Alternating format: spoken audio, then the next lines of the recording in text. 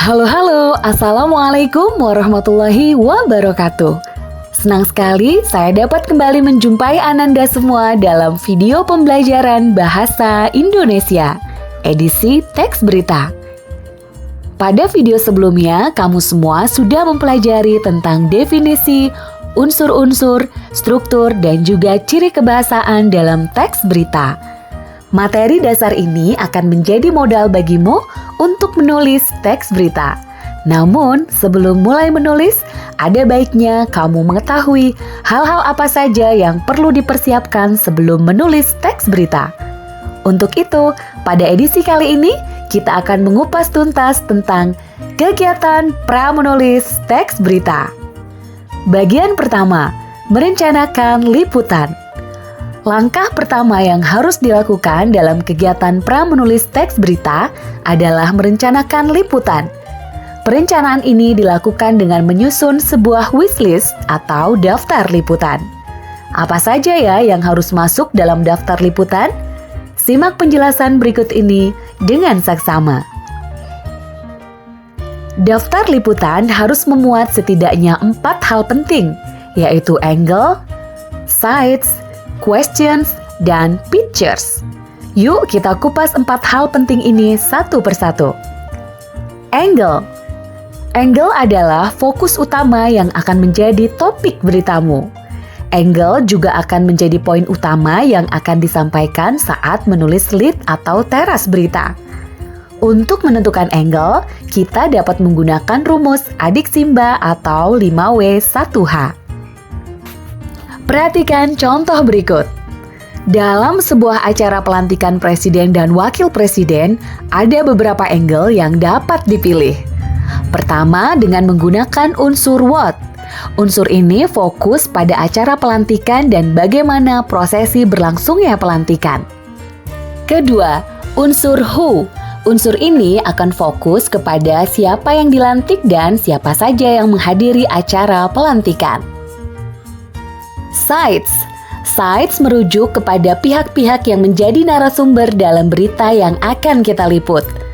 Penentuan pihak ini dilakukan setelah kita memilih angle berita. Perhatikan contoh berikut. Contoh pertama, angle berita, pelantikan presiden dan wakil presiden.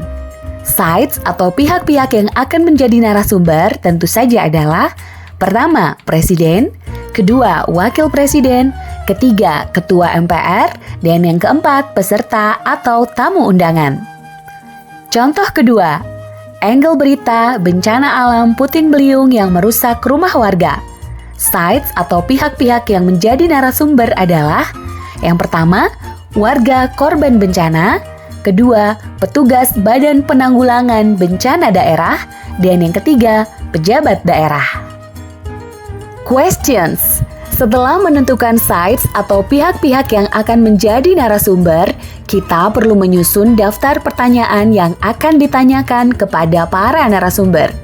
Questions adalah daftar pertanyaan yang disiapkan untuk setiap narasumber. Panduan penyusunan questions dapat kembali menggunakan rumus adik Simba atau 5W dan 1H. Mari perhatikan contoh berikut dengan cermat. Angle, pelantikan presiden dan wakil presiden. Sides pertama adalah presiden. Maka kamu dapat menyusun daftar pertanyaan sebagai berikut. Pertama, apa harapan Bapak setelah dilantik? Bagaimana perasaan Bapak setelah dilantik?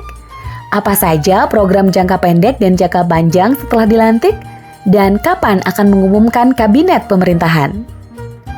Contoh kedua, masih dengan angle acara pelantikan presiden dan wakil presiden.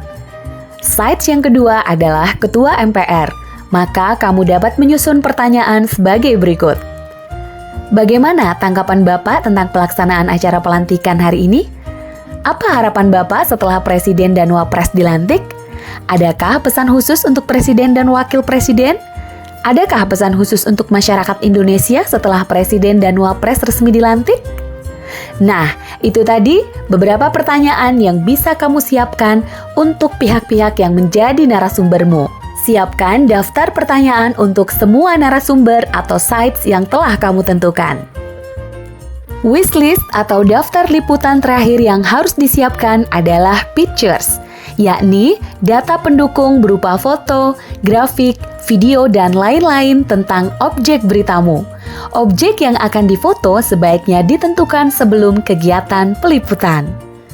Nah, demikianlah 4 hal penting yang harus masuk dalam kegiatan perencanaan peliputan sebagai langkah pertama dalam kegiatan pra-menulis teks berita. Bagaimana?